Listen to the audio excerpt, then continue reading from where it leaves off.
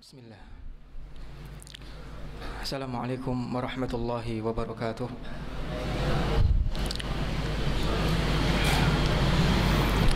Alhamdulillahi rabbil alamin.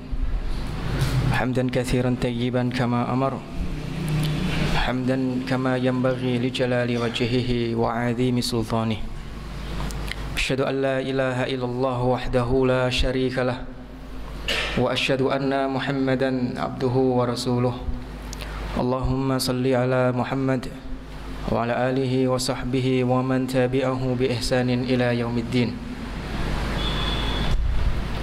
Allahumma arinal haqqa haqqan warzuqna ittiba'ah wa arinal batila batilan warzuqna ijtinabah. Allahumma inna nas'aluka ridhaka wal jannah wa na'udzubika min sakhatika wan nar.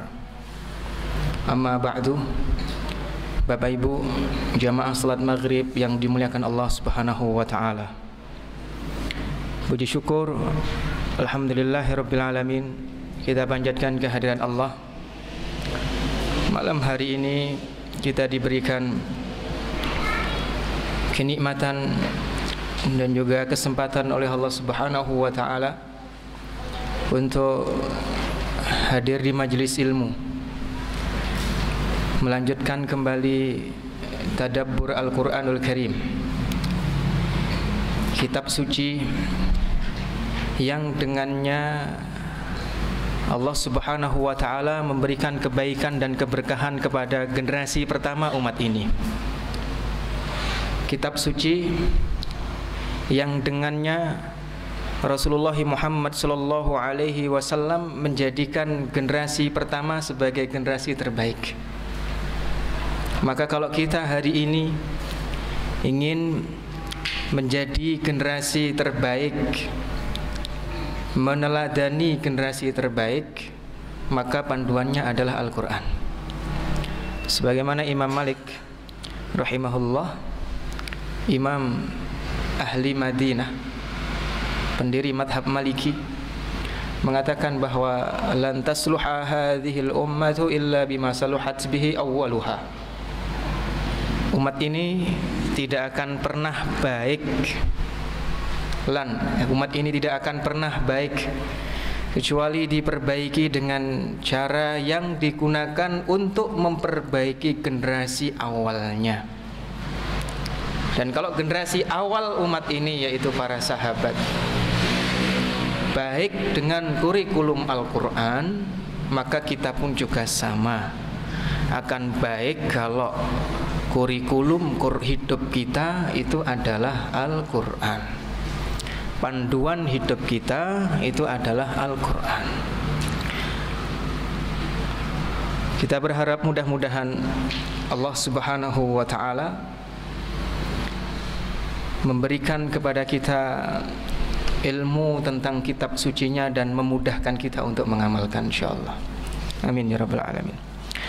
Saudara sekalian yang dimuliakan Allah Subhanahu wa ta'ala, malam hari ini kita akan melanjutkan kajian kita surat At-Takwir.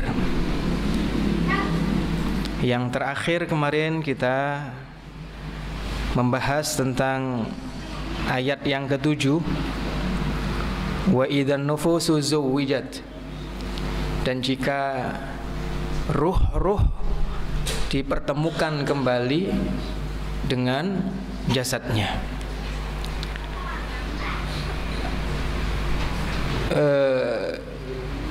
Kata nufus kemarin sudah kita bahas, dan kata dikumpulkan juga sudah kita bahas. Ini punya dua penafsiran. Yang pertama, bahwa Allah Subhanahu wa ta'ala mengumpulkan mempertemukan antara roh dengan jasad setelah roh dan jasad ini terpisah saat mati. Jasad rusak dimakan oleh bumi, sedangkan ruh tetap hidup di alamnya. Nanti di akhirat Allah pertemukan antara ruh dengan jasadnya. Dan ini yang diingkari oleh orang-orang kafir, ya. Bagaimana qaf wal Qur'anil Majid bal ajibu an ja'ahum mundhirun minhum faqala al kafiruna hadha syai'un ajib a idza mitna wa kunna turaban dzalika raj'un ba'id. Aidza mitna wa kunna turaban. Kalau kita sudah mati dan menjadi tanah. Dzalika raj'un ba'id. Itu sesuatu yang sangat jauh bisa dihidupkan kembali oleh Allah Subhanahu wa taala. Dan juga yang kedua, ruh dipertemukan, nufusu zuwijat, itu bisa berarti hari itu manusia dikelompokkan sesuai dengan kelompok-kelompoknya. Beriman dengan orang-orang beriman, orang-orang kafir dikelompokkan dengan orang-orang kafir, orang-orang munafik dikelompokkan dengan orang-orang munafik. Fa ashabul maimanati ma ashabul maimanah, kelompok kanan bersama dengan kelompok kanan. Wa ashabul masy'amati ma ashabul masy'amah, kelompok kiri dengan kelompok kiri. Wasabiquna sabiqun, umat sebelum Nabi Muhammad pun juga dikelompok-kelompokkan. Ya. Malam hari ini kita akan melanjutkan ayat yang ke-8 dan ayat-ayat setelahnya. Ayat 8 dan 9 ini satu pembahasan. Allah Subhanahu wa taala berfirman, a'udzubillahi minasyaitonir rajim. Wa idzal mau'udatu su'ilat bi ayyi dzambin qutilat. Wa idzal mau'udatu su'ilat, dan jika bayi-bayi yang dikubur hidup-hidup ditanya, bi ayyi dzambin qutilat, karena dosa apa dia dibunuh. Dan jika bayi-bayi wanita yang dikubur hidup-hidup ditanya, lantaran dosa apa dia dibunuh.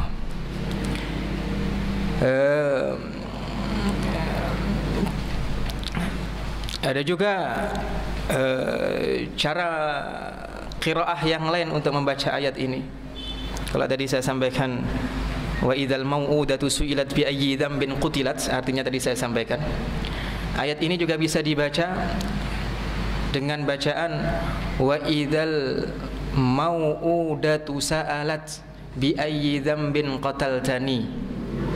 Dan jika bayi-bayi perempuan yang dikubur hidup-hidup bertanya, bukan ditanya, Pak. Kalau tadi yang biasa kita baca di mushaf kita itu ditanya. Tapi kalau cara membaca yang lain, sa'alat itu artinya bertanya. Jadi bayinya yang bertanya. Bi ayyi dzambin qataltani, bertanya kepada bapaknya, lantaran dosa apa engkau membunuhku. Ada dua cara membaca. Yang pertama sebagaimana yang ada dalam mushaf. Yang kedua, bayi wanita yang dikubur hidup-hidup itu yang bertanya kepada bapaknya lantaran dosa apa mereka dibunuh. Saudara sekalian yang dimuliakan Allah Subhanahu wa taala, membunuh anak perempuan itu merupakan tradisi jahiliyah. Mereka menganggap bahwa anak perempuan itu hidupnya ditanggung, tidak menanggung. Apalagi kalau sedang paceklik. Dan kita mengetahui masyarakat Arab hari itu tinggal di padang pasir yang berbatu cadas gersang, gitu ya. Nyangkul bukan tanah yang tercangkul tapi batu, Pak. Keras hidupnya. Apalagi mereka mudah sekali untuk berperang satu kabilah dengan kabilah yang lain. Dan wanita itu dilindungi, tidak bisa melindungi. Makanya mereka ketika memiliki anak perempuan, sebagaimana Al-Quran mengkisahkan, wa idza busyira ahaduhum bil untha dhalla wajhuhu muswaddan wa huwa kadhib. Kalau mereka diberi berita gembira tentang anak perempuan, maka wajah sang ayah akan berubah menjadi hitam karena marah. Yatawara minal qaumi ma busyira bih. Ayah akan bersembunyi di balik kaumnya, tidak ingin ketahuan oleh kaumnya tentang berita kelahiran anak perempuannya. Ya. apakah kemudian ia tetap memelihara anaknya dalam keadaan malu, dihina oleh kaumnya, atau mereka menguburnya hidup-hidup? Alangkah buruk apa yang mereka lakukan. Allah Subhanahu wa taala menyampaikan. Jadi mereka beranggapan demikian, Pak. Wanita itu ditanggung, tidak menanggung. Wanita itu dilindungi, tidak bisa melindungi. Ya, karena tadi saya sampaikan, mereka tinggal dalam kondisi masyarakat yang mudah bagi mereka mengalami paceklik dan gampang bagi mereka perang, gitu ya. Sehingga itu pun berpengaruh pada sikap mereka terhadap anak perempuan, dan bahkan ketika memberikan nama kepada anak laki-laki pun juga memberikan nama yang sangar-sangar, Pak. Akrab. Akrab itu artinya kalajengking. Kemudian memberi nama anak laki-laki Asad dengan sesuatu yang menakutkan, karena orientasinya perang, berantem gitu aja, Pak. Ya, sedangkan anak perempuan tidak bisa melakukan itu. Makanya Allah Subhanahu wa taala ketika mengutus Rasulullah Muhammad sallallahu alaihi wasallam menurunkan firman-Nya, wala taqtulu auladakum khasyata imlaq. Dan janganlah kalian membunuh anak-anak kalian karena takut miskin, karena takut fakir. Akan tetapi, saudara sekalian yang dimuliakan Allah, membunuh anak wanita hidup-hidup itu bukan tradisi masyarakat Quraisy. Nanti antum Bapak Ibu akan berpikir, lah terus kalau wanita kecil, anak wanita yang masih kecil dibunuh, mereka nikahnya sama siapa? Gitu. Tidak semua masyarakat Arab punya tradisi begitu, dan bahkan Quraisy yang mana Rasulullah SAW hadir di tengah-tengah mereka tidak punya tradisi seperti itu, Pak. Jadi hanya sebagian kabilah Arab yang punya tradisi demikian, seperti kabilah Rabi'ah, kabilah Kindah, Al-Kindi, ya. Kemudian Bani Tamim. Ini 3 kabilah ini aja, Pak, yang terkenal punya tradisi membunuh anak perempuan hidup-hidup.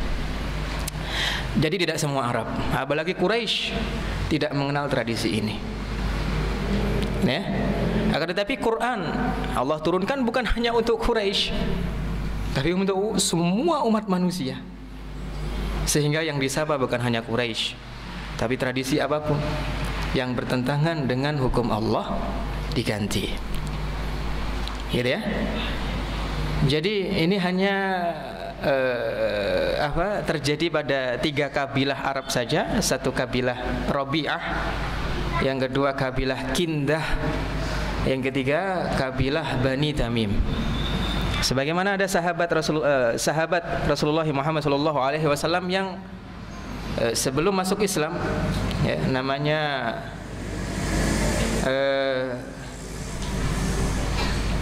Qais bin Asim. Namanya Qais bin Asim, sebelum masuk Islam membunuh 8 anak perempuannya hidup-hidup. 8, Pak. Nah, namanya sahabat mulia Qais bin Asim. Dan 3 kabilah ini, Rabi'ah, Kindah, sama Bani Tamim, mereka punya tradisi kalau istri mereka melahirkan anak perempuan, maka mereka kalau menginginkan anak perempuannya hidup, maka dari kecil akan dipakaikan pakaian yang terbuat dari kulit dan dilatih untuk menggembala unta. Itu kalau pengen anak perempuannya hidup, Pak. Jadi dididik sebagaimana anak laki-laki, Pak. Dari kecil sudah dilatih untuk menggembala unta. Itu kalau pengen anak perempuannya hidup. Tapi kalau mereka pengen anak begitu istrinya melahirkan kemudian lahir perempuan, dan mereka pengen anak perempuannya itu mati, gitu ya, Maka yang mereka lakukan adalah menunggu sampai anak perempuannya tingginya 6 jengkal. Sudasyah. Sudasyah itu 6 jengkal, Pak. Kalau tingginya sudah 6 jengkal, maka sang bapak akan berkata kepada ibu dari anak tersebut, hiasilah putri kita, pakaikan baju-baju yang bagus dan wewangian-wewangian, karena sesungguhnya aku akan mengajak putri kita untuk berkunjung ke rumah paman-pamannya. Itu, Pak. Itu nanti sama istrinya dikasih pakaian yang paling bagus, kasih wewangian gitu. Istrinya berpesan, kamu jaga putri kita, jangan berkhianat dan sebagainya. Padahal sang bapak sudah menyiapkan sumur di tengah padang pasir. Sehingga begitu sampai di sumur yang sudah disiapkan, ia meminta putrinya untuk melihat ke dalam sumur dan didorong dari belakang, kemudian ditimbun sampai rata. Jadi kalau mereka punya anak perempuan, mereka lakukan 2 hal. Pertama, mereka kalau ingin anak perempuannya hidup, berarti dilatih untuk menggembala domba, diberikan pakaian dari kulit dan lain sebagainya.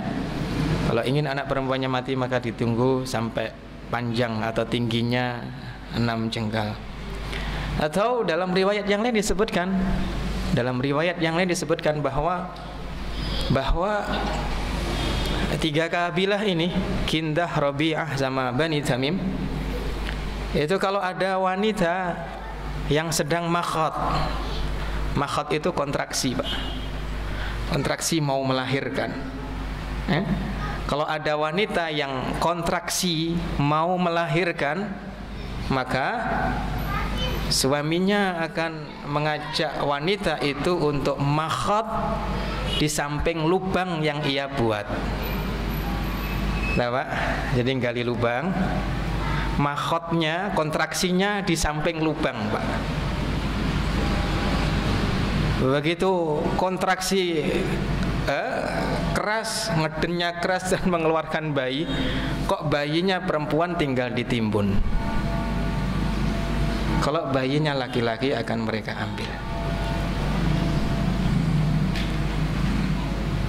Makanya Allah Subhanahu wa taala beberapa kali dalam Al-Qur'an melarang perbuatan seperti itu. Dan dari riwayat mengatakan bahwa mereka melakukan seperti itu karena syaitan memperindah itu dalam pandangan mereka. Jadi kalau kita pikir tidak masuk akal, Pak. Tapi apapun yang tidak masuk akal, tapi syaitan itu sudah menghiasi sesuatu yang tidak masuk akal itu tetap indah dilakukan oleh orang-orang yang dijadikan indah oleh syaitan. Ya. Jadi mereka melakukan tradisi seperti itu. Makanya Allah Subhanahu wa taala menyampaikan bahwa nanti di akhirat, ya, anak-anak perempuan yang dikubur hidup-hidup oleh orang tuanya itu akan diadili oleh Allah Subhanahu wa taala. Makanya Rasulullah Muhammad sallallahu alaihi wasallam dalam sebuah hadis dari Abdullah bin Mas'ud radhiyallahu anhu, bahwa Rasulullah sallallahu alaihi wasallam bersabda, awwalu ma yuqda bainan nas yaumal qiyamah fid dima. Hal yang pertama kali akan diadili di antara manusia nanti pada hari kiamat adalah masalah darah. Termasuk membunuh itu urusan darah, urusan nyawa, Pak. Dan itu hal yang pertama kali akan diadili oleh Allah Subhanahu wa taala. Kalau yang pertama kali dihisab salat. Tapi yang pertama kali diadili itu urusan darah. Awwalu ma yuhasabu bihil 'abd yaumil qiyamah as-salah. Yang pertama kali dihisab dari seorang hamba nanti pada hari kiamat adalah salat. Tapi awwalu ma yuqda bainan nasi yaumil qiyamah fid dima. Tapi yang pertama kali akan diadili di antara manusia nanti pada hari kiamat itu dalam urusan darah. Karena tidak sederhana Pak masalah darah ini. Ya, menumpahkan darah itu bukan urusan sederhana, apalagi darah sesama muslim itu bukan urusan sederhana. Ya. Darah seorang muslim yang ditumpahkan dengan cara yang batil itu lebih berat urusannya ketimbang rusaknya dunia ini Pak. Rusaknya dunia ini gampang, ringan ya, dibanding tumpahnya darah seorang muslim dengan cara yang batil, dengan cara yang tidak hak. Dan ini urusan darah antara orang tua dengan anak perempuan. Dan kalau kita perhatikan ayat yang ke 8 dan 9 kaitannya dengan ayat yang ke-7, bahwa ayat yang ke-7 wa idzan nufusu zuwijat. Ayat yang ke-7 Allah Subhanahu wa taala menyampaikan bahwa Allah itu yang mempertemukan antara ruh dan jasadnya manusia. Ayat yang ke-8 dan ke-9 itu berbicara sebaliknya. Tapi mengapa kamu manusia justru memisahkan antara ruh dengan jasad?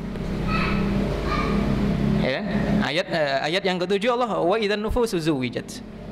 Kalau ruh dipertemukan dengan jasad, Allah yang mempertemukan ruh dengan jasad. Ayat 8 dan 9 berbicara tentang kezaliman yang sangat besar, dosa yang sangat besar. Apa? Memisahkan antara ruh dengan jasad dengan cara yang batil. Itu Pak. Contohnya di sini adalah membunuh anak perempuan hidup-hidup. Dan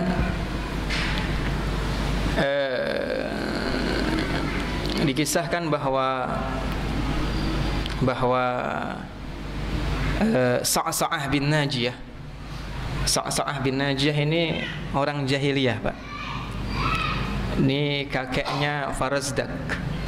Farazdak itu nama penyair. Ini kakeknya. Sa'sa'ah bin Najiyah itu dari Bani Tamim. Ketika jahiliyah, Bani Tamim yang punya tradisi membunuh anak perempuan itu Pak. Tapi Sa'sa'ah bin Najiyah itu orang yang tidak setuju dengan tradisi itu. Maka yang dia lakukan adalah memberikan tebusan kepada orang tua yang ingin membunuh anak perempuannya dengan memberikan 2 ekor unta betina yang bunting 10 bulan. Nah, kemarin sudah kita bahas Pak, kenapa bunting 10 bulan ya. Ya bukan hanya 1 Pak, ngasihnya 2 dan 1 ekor unta jantan. Jadi kalau Sa'sa'ah bin Najiyah ya, kalau Sa'sa'ah bin Najiyah itu melihat ada bapak-bapak pengen bunuh anak perempuannya, ngubur anak perempuannya, dia samperin Pak ya. Dia samperin, kemudian dia kasih 2 ekor unta bunting 10 bulan sama 1 ekor unta jantan supaya anaknya hidup, anak perempuannya dibiarkan hidup. Dan Sa'sa'ah bin Najiyah dikisahkan bahwa selama jahiliyah beliau menebus 350 anak perempuan. Tinggal mengalihkan berapa besar biaya yang ia gunakan untuk memerangi tradisi itu Pak. Kemarin waktu saya mampir ke pemukiman Baduy, penggembala unta, saya tanya harga 1 ekor unta Pak, yang gede, yang sudah siap diperas susunya, 1 ekornya berapa? Dia mengatakan 20.000 sampai 25.000 rial, atau sekitar 95 juta 1 ekor. Aisyar itu onta yang bunting 10 bulan kita bahas kemarin sebagai onta yang paling mahal. Jumlahnya 2 tambah 1 ekor onta jantan. Itu untuk satu anak perempuan yang ditebus, Pak. Dan ada 350 anak perempuan yang ditebus oleh Sa'sa'ah bin Najiyah. Oleh sebab itu, saudara sekalian yang dimuliakan Allah Subhanahu wa taala, ya, sampai pada akhirnya sikap masyarakat terhadap anak wanita pun tidak terlalu menghargai, Pak. Seorang istri selalu khawatir kalau sedang hamil nanti jangan-jangan lahir perempuan gitu. Jadi karena tradisi itu akhirnya berubah semua cara pandang mereka terhadap anak perempuan, terhadap kaum wanita. Dianggap sebagai tidak sejajar dengan laki-laki dan lain sebagainya. Sampai dalam urusan urusan warisan dari orang tua tidak dikasih anak perempuan. Ya, yang dapat warisan adalah anak laki-laki. Dan bahkan wanita diwarisi. Jadi kalau seorang laki-laki meninggal dunia dan meninggalkan istri, dan istri ini punya dan laki-laki ini punya anak laki-laki dari istri yang lain. Jadi ini anak tiri dari istrinya ini. Maka begitu bapak ini meninggal, maka wanita ini akan diwarisi oleh anak tirinya. Yang pertama, anak tiri yang paling tua. Maka anak tiri yang paling tua, begitu bapaknya meninggal dunia, kok punya ibu tiri, maka kalau dia melemparkan kain kepada ibu tirinya, berarti tandanya anak tiri akan menikahi ibu tirinya, mewarisi. Tapi kalau dalam waktu beberapa hari tidak melemparkan kain kepadanya, maka berarti merdeka ini wanita, ya, tidak berada di bawah anak tirinya. Akhirnya seperti itu pandangan mereka terhadap orang-orang kaum wanita. Dan Allah Subhanahu wa taala turunkan Islam dan Allah muliakan kaum wanita. Nanti yang terjadi di luar Arab lebih parah lagi, Pak. Yang terjadi di luar Arab lebih parah lagi. Bagaimana kaum wanita ada di Persia, ya, bagaimana peradaban Persia menganggap kaum wanita, bagaimana India yang lebih tua menganggap kaum wanita, bagaimana Romawi Kristen menganggap kaum wanita, itu lebih parah lagi, Pak. Jadi kalau tadi saya sampaikan tentang orang Arab jahiliyah yang segitu parahnya sikap mereka kepada anak perempuan, kepada orang perempuan, nanti kalau kita baca peradaban Persia, Romawi, India, Cina tentang perlakuan mereka kepada orang-orang perempuan, itu lebih parah lagi, Pak. Di Romawi wanita dikasih gembok di mulutnya, Pak. Kasih gembok, Pak, di mulut. Di Persia wanita itu milik orang yang paling kuat, walaupun sudah menikah, karena ras Persia karena di Persia semua orang yang bukan keturunan raja itu adalah budak, Pak. Kalau ayahnya tukang pandai besi, maka anaknya akan jadi tukang pandai besi. Tidak bisa naik kasta, tidak bisa pindah profesi, Pak. Pokoknya kalau bukan keturunan kerajaan, maka semua dianggap budak dan harus ikut apa kata keturunan-keturunan kerajaan. Sehingga wanita itu milik orang yang paling kuat di mereka. Walaupun wanita ini sudah menikah, tapi kemudian tetangganya pengen wanita tersebut, maka tinggal berantem sama suaminya, kemudian kalau menang diambil itu wanita. Tidak ada harganya, Pak. Makanya Islam datang untuk memuliakan wanita. Apalagi di Barat, ya. Kapan Barat baru mengakui wanita itu manusia, Pak? Hah? Sebelumnya Romawi mengatakan bahwa wanita itu syaitan, iblis. Dan itu sampai kurun waktu belum lama kemarin, Pak. Ya. Sampai mereka membuat seminar, muktamar besar hanya untuk memutuskan ini wanita itu manusia atau bukan. Sehingga saya lupa tepat tahunnya, tahun berapa, 1600 atau 1700, Kalau 1700 berarti 300 tahun yang lalu, Pak. Romawi atau peradaban barat sepakat mengakui kalau wanita itu manusia. Nah, itu lebih parah, Pak. Dan saudara sekalian yang dimuliakan Allah Subhanahu wa taala, wa idzal mau'udatu su'ilat bi ayyi dzambin qutilat. Kemudian ayat yang ke-10, wa idzas suhufu nusirat. Dan jika kitab-kitab catatan amal dibuka, fa amma man utiya kitabahu biyaminih, orang yang catatan amalnya diberikan dari kanan, itu Pak, ya, maka mereka akan senang kembali bertemu dengan keluarganya dengan wajah yang senang. Mereka akan bilang, ini baca kitabku dan lain sebagainya.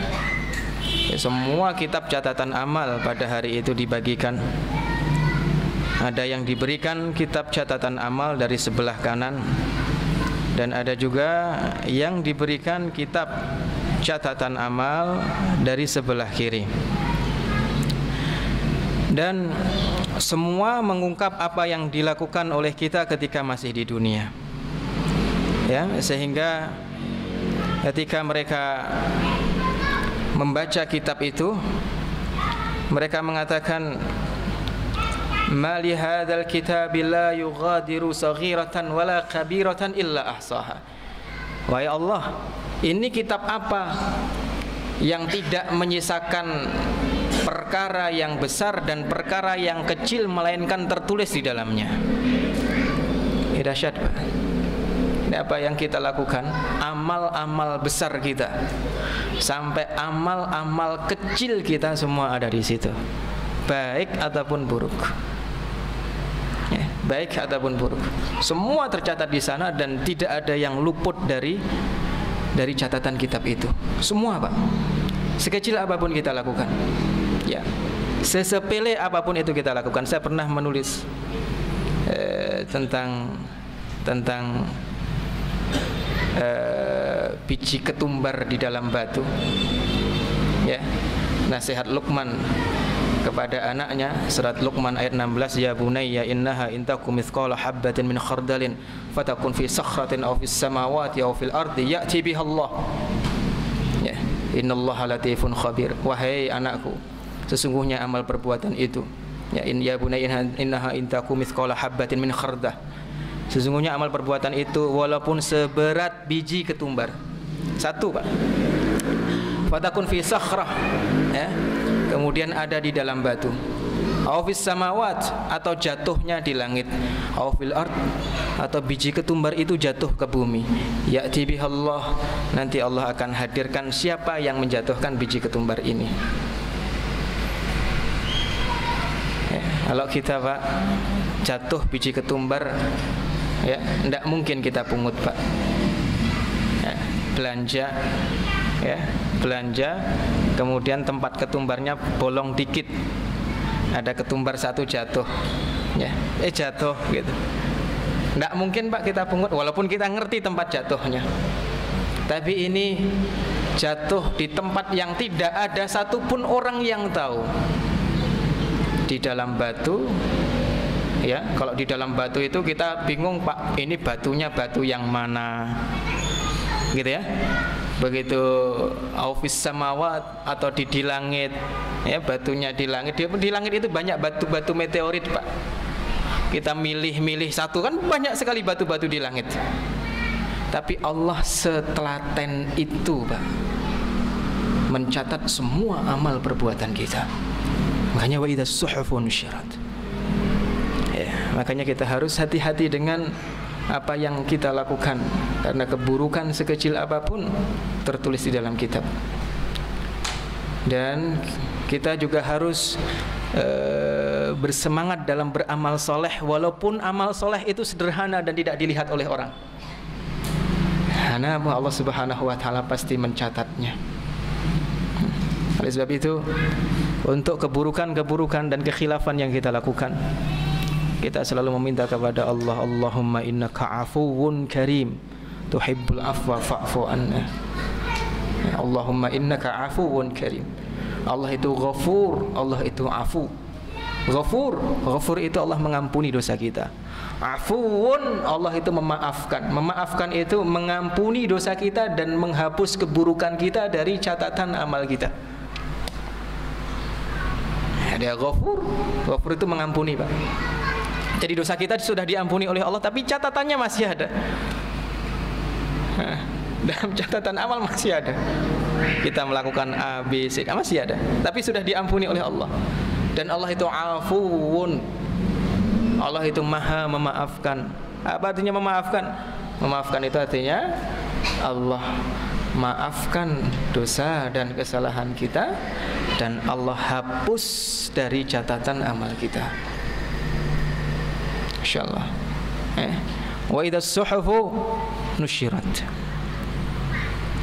Kemudian ayat berikutnya, wa idzas samaa'u kushitat, dan jika langit dilenyapkan.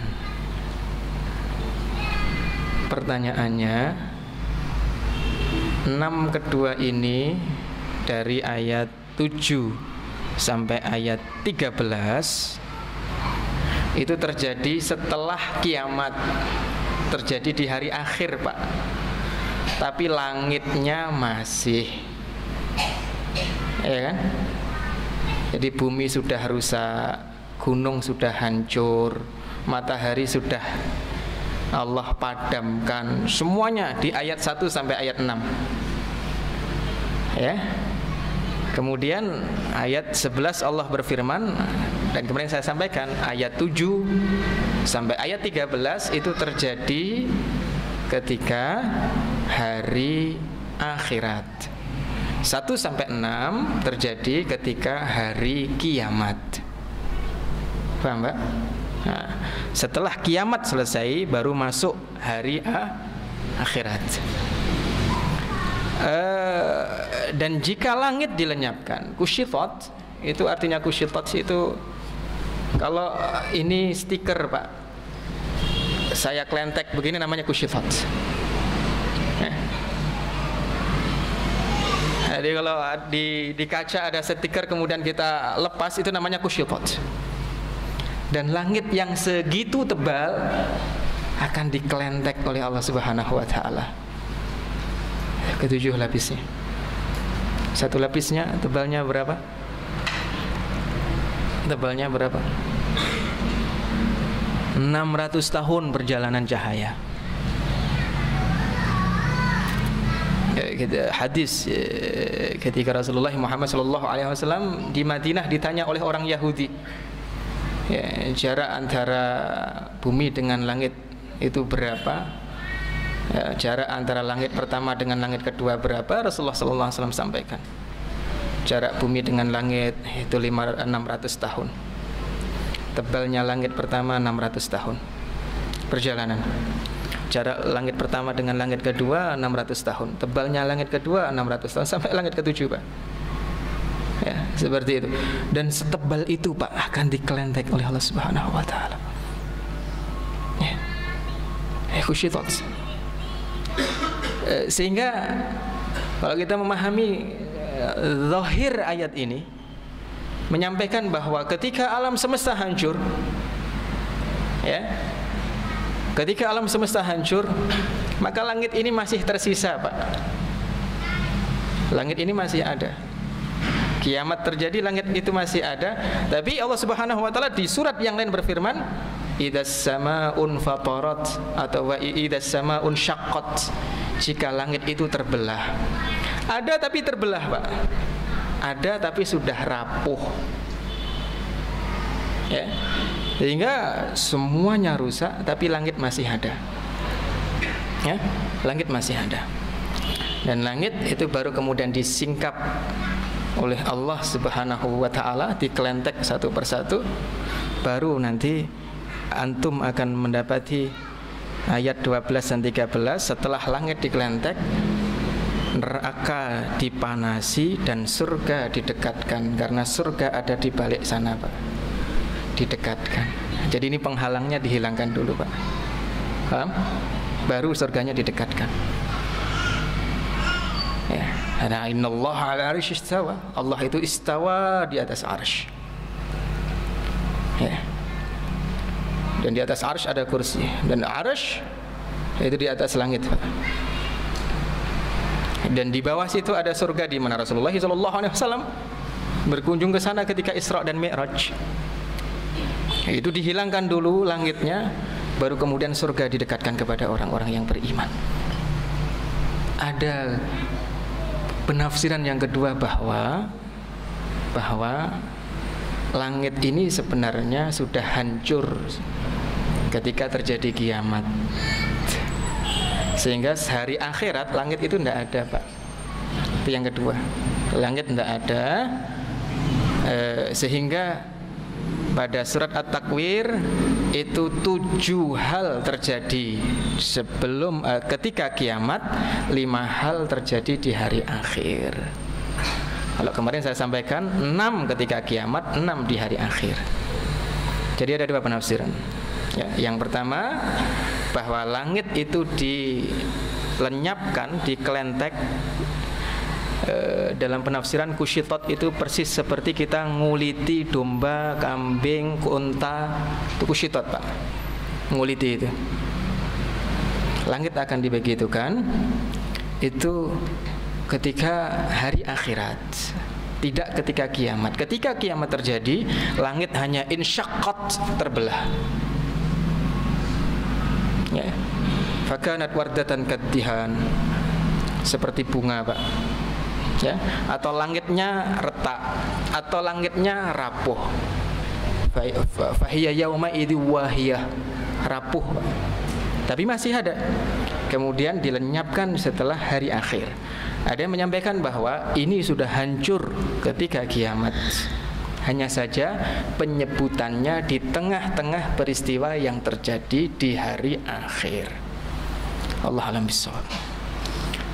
Jadi begitu. Ini sudah adzan, Pak? Belum? Taib. Kemudian wa idzal jahimu su'irat, dan jika neraka dipanaskan, ya, ditambah lagi panasnya hari itu, Pak. Ya, ditambah lagi panasnya hari itu sehingga siap untuk dimasuki oleh orang-orang yang Allah Subhanahu wa taala takdirkan masuk ke sana. Sehingga siap dimasuki oleh orang-orang yang durhaka kepada Allah Subhanahu wa taala.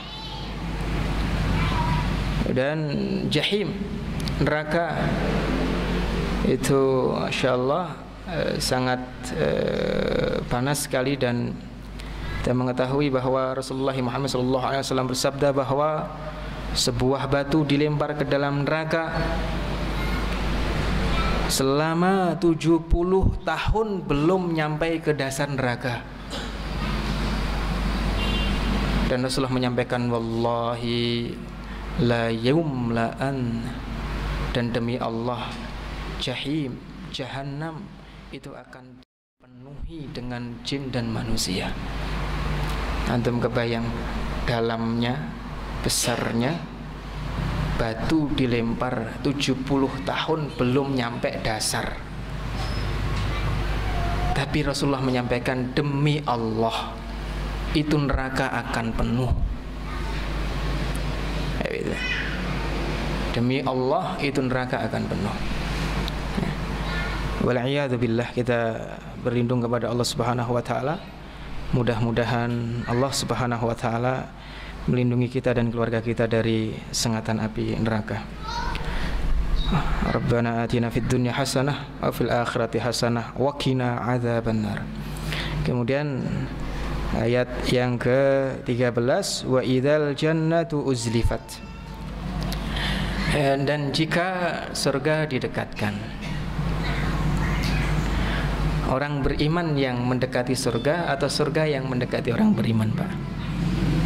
Hah? Orang beriman mendekati surga nanti di akhirat. Kalau di dunia iya, kita yang berusaha untuk mendekatkan diri ke surga. Tapi di akhirat, Pak, kita yang mendekati surga atau surga itu yang didekatkan kepada kita. Dekatkan, Pak. Uzlifat. Ya.